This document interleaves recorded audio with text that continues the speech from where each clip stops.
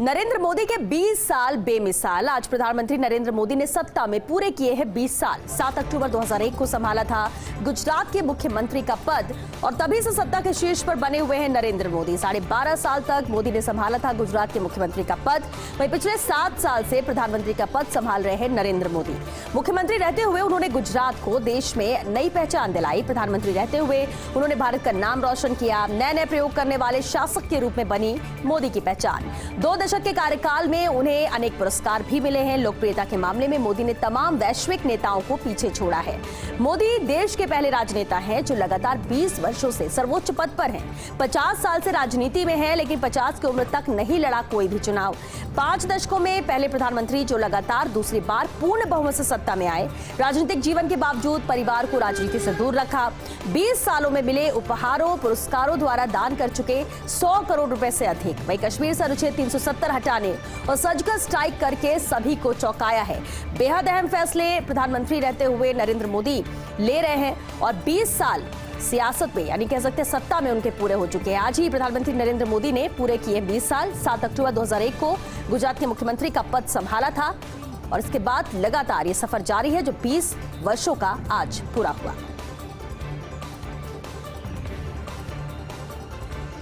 केंद्रीय मंत्री अर्जुन राम मेघवाल कल आएंगे नरेना। राष्ट्रीय रणसी महाराज वार्षिक मेले में शिरकत करेंगे। 7 अक्टूबर को आयोजित होगा ऐतिहासिक मेला। महाराज की हवेली से निकलेगी पीठाधीश की सवारी। मेले में भजन संध्या सम्मान समारोह आयोजित होगा। सांसद भागीरथ चौधरी, जिला प्रमुख रमा देवी चोपड़ा, फुलेरा एमएलए निर्मल कुमावत, पूर्व विधायक प्रेमचंद बैरवा, एनएचआईए के अजय कुमार आर्य, मौजमाबाद प्रधान उगंता सुकरिया भी इस दौरान मौजूद हैं। तो राष्ट्रीय रणसी महाराज वार्षिक मेले में आज शिरकत करेंगे केंद्रीय मंत्री अर्जुन राम मेघवाल और खास उनका दौरा है। 7 अक्टूबर को आयोजित होगा ऐतिहासिक मेला। वरुण गांधी की भाजपा में कहां तक जाएगी पॉलिटिक्स? बिना शक वरुण पार्टी के युवा प्रमोटी नेताओं में सबसे लोकप्रिय नेता हैं, लेकिन फिर वरुण गांधी की भाजपा में तय नहीं हो रही कोई भी भूमिका। जबकि राजनाथ ने अध्यक्ष रहते वरुण को बनाया था महासचिव और दी थी बंगाल की जिम्मेदारी, लेकिन लगातार चुनाव जीतने के बावजूद भी वर्तमान में वरुण पार्टी में हाशिए पर आते नजर आ रहे हैं। और ऐसे में अब वरुण ने एक अनुशासित कार्यकर्ता की तरह तारीफ करना भी बंद कर दिया है। वरुण के साथ ही मेनका गांधी को भी मंत्रिमंडल में कोई जगह नहीं दी गई। अब पार्टी लाइन से अलग दोनों ही किसान आंदोलन का समर्थन कर रहे हैं और यूपी सरकार पर पहले गन्ने की कीमत और अब लखीमपुर प्रकरण पर सख्त रुख भी अपनाया है। तो वरुण गांधी की भाजपा में कहां तक जाएगी पॉलिटिक्स से बेहद अहम सवाल है। हालांकि अब जरूर जिस तरह से उनके बयान आ रहे हैं साफ नजर आता है पूरी तरह से सपोर्ट किसान आंदोलन का कर रहे हैं वरुण गांधी और मेनका गांधी भी।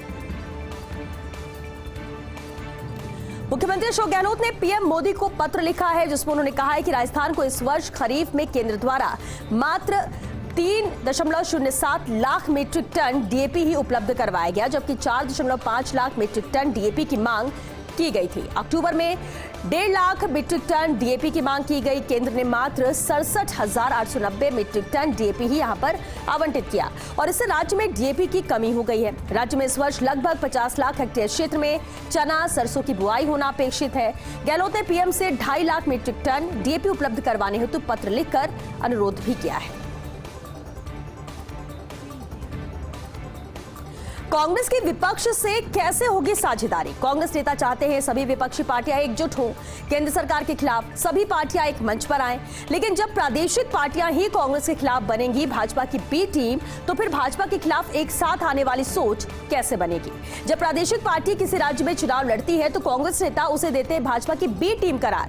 टीएमसी, बीएसपी, आम आदमी पार्टी आदि विपक्षी पार्टियों को कांग्रेस नेता भाजपा की बी टीम बता रहे हैं। उत्तर प्रदेश, उत्तराखंड, पंजाब और गोवा में चुनाव लड़ना चाहती है विपक्षी पार्टियां। कांग्रेसी नेता विपक्षी पार्टियों की इस तरह साख बिगाड़ एक साथ लाने की यहां बात भी करते हैं। तो सवाल ये है कि आखिर कैसे बन पाएगी? एक तरफ तो साथ आने की बात कही जा रही है, दूसरी तरफ कांग्रेस से उन्हें बी टीम कह रही है भारतीय जनता पार्टी की। तो कांग्रेस नेता चाहते हैं सभी विपक्षी पार्टियां तो एकजुट हो, केंद्र सरकार के खिलाफ सभी पार्टियां एक मंच पर आए। लेकिन जब प्रादेशिक पार्टियां ही कांग्रेस के खिलाफ बनेंगी भाजपा की बी टीम, तो आखिर भाजपा के खिलाफ एक साथ आने वाली सोच यहां पर कैसे बन पाएगी? ये बेहद अहम सवाल है। कन्हैया को मिले फ्री हैंड तो ही फायदा। एक सप्ताह बाद भी कन्हैया की कांग्रेस में तय नहीं हुई है कोई भी भूमिका, जबकि सुप्रिया श्रीनेत को आते ही लोकसभा का टिकट और बनाया राष्ट्रीय प्रवक्ता।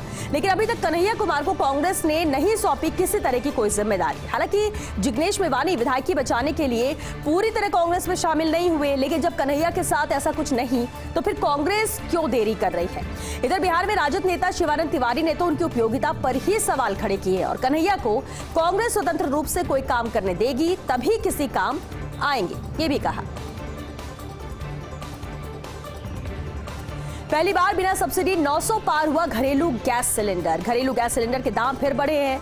वाणिज्यिक गैस सिलेंडर के दाम घटे हैं। 14.2 किलो के घरेलू गैस सिलेंडर का मूल्य 15 रुपए बढ़ा। घरेलू गैस सिलेंडर 903 रुपए 50 पैसे में मिलेगा। 19 किलो के वाणिज्यिक सिलेंडर के मूल्य में 3 रुपए की कमी आई है। ये सिलेंडर अब 1751 रुपए 50 पैसे के स्थान पर 1748 रुपए 50 पैसे में मिलेगा। घरेलू गैस सिलेंडर पर कोई सब्सिडी नहीं मिली है, यानी घरेलू गैस सिलेंडर के दाम वैसे ही रहेंगे। और पहली बार ऐसा जब बिना सब्सिडी के 900 के पार घरेलू गैस सिलेंडर पहुंच चुका है। घरेलू गैस सिलेंडर के दाम फिर से बढ़े हैं। वाणिज्यिक गैस सिलेंडर के दाम जबकि घटे हैं। 14.2 किलो के घरेलू गैस सिलेंडर का मूल्य 15 रुपए यहां पर बढ़ा दिया गया है और 903 रुपए 50 पैसे में अब घरेलू गैस सिलेंडर मिलेगा। लेकिन अगर 19 किलो के वाणिज्यिक सिलेंडर के मूल्य की बात करें तो इसमें 3 रुपए की कमी आई है। जो पहले 1751 रुपए 50 पैसे में मिलता था और अब 1748 रुपए 50 पैसे में यह मिलेगा। पावर सेंटर के सुनसान गलियारे, इनमें से एक ही गलियारा जाने क्या झेल रहा अभिशाप। सचिवालय मुख्य भवन में 1036 नंबर के कक्ष के पास का है ये गलियारा।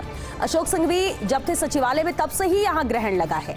खान महाघूस कांड में आरोपित होने के बाद उन्हें निलंबित किया गया था, तो अश्विनी भगत सीओ बने तब उन्हें यह कक्ष मिला।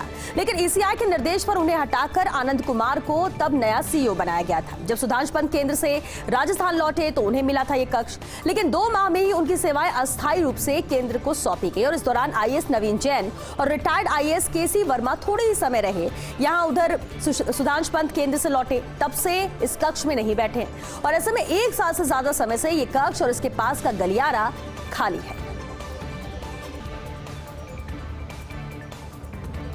प्रियंका गांधी की गुडविल, साधु संतों की मदद के लिए आगे आई प्रियंका। ब्रज के पहाड़ों को बचाने के लिए 260 दिन से साधु संत आंदोलन कर रहे थे, लेकिन प्रियंका के एक मैसेज ने कर दिया कमाल और मात्र 20 दिन में निकला समस्या का समाधान। कनकाचल और आदि बद्री पर्वत पर हो रहा था वैध और अवैध खनन और इन्हीं पर्वतों के आसपास के जंगलों में गुजरा था भगवान श्री कृष्ण का बचपन और ऐसे में खनन के कारण इसके अस्तित्व पर संकट आया था। 11 सितंबर को साधु संतों ने प्रियंका गांधी से मुलाकात की थी और उसके बाद प्रियंका ने सीएम से कहा था। इसे लेकर सीएम गहलोत से बात भी की और इस बारे में मुख्यमंत्री गहलोत ने 2 अक्टूबर को बैठक बुलाकर रास्ता भी निकाला। इस क्षेत्र को लेकर लगातार जिस तरह से बात कही जा रही थी, प्रियंका गांधी ने बात मुख्यमंत्री अशोक गहलोत से की और ये कहा गया कि आप इसका रास्ता निकालिए, क्योंकि वन संरक्षित भूमि का दर्जा मिलने से यहां पर हर खनन होगा पूरी तरह से प्रतिबंधित।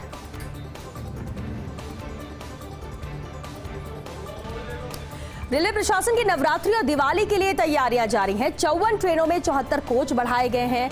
5,328 अतिरिक्त सीटें मिलेंगी। अब 15 अक्टूबर तक शुरू होंगी 10 से ज्यादा शहरों के लिए ट्रेनें। लंबी दूरी के शहरों में जयपुर से हैदराबाद, चेन्नई, मुंबई, पुणे, वाराणसी, पटना सहित कई शहरों के लिए 15 अक्टूबर से ट्रेनें चलेंगी। नवंबर माह तक संचालित की जाएंगी त्योहार स्पेशल ट्रेनें। जयपुर से अजमेर, कोटा, जोधपुर, सीकर आदि शहरों के लिए भी चलेंगे। दिवाली के लिए अभी से ट्रेनों में चल रही नो रूम की स्थिति। कानपुर लखनऊ के लिए मरुधर एक्सप्रेस में सिटिंग क्लास में नो रूम है। नागपुर, उज्जैन, सूरत, मुंबई, हावड़ा, वाराणसी, अहमदाबाद के लिए लंबी वेटिंग है। इन ट्रेनों में स्लीपर और थर्ड एसी में 100 से भी अधिक आ रही है वेटिंग। तो ये तैयारियां रेलवे यहां पर कर रहा है त्योहारी सीजन के मद्देनजर। राजस्थान रोडवेज गजब है। बसों को चलाने से ज्यादा कंडम घोषित करने पर ध्यान दिया जा रहा है। रोडवेज ने साल 2013 में 500 मिडी बसें खरीदी थी। ये बसें सड़क पर चलने के बजाय यार्ड में खड़ी रही। अपने 8 साल पूरे होने का इंतजार कर रही हैं। 8 साल पूरे होते ही रोडवेज का यांत्रिकी विभाग इन बसों को कंडम बताकर स्क्रैप के भाव बेच देगा।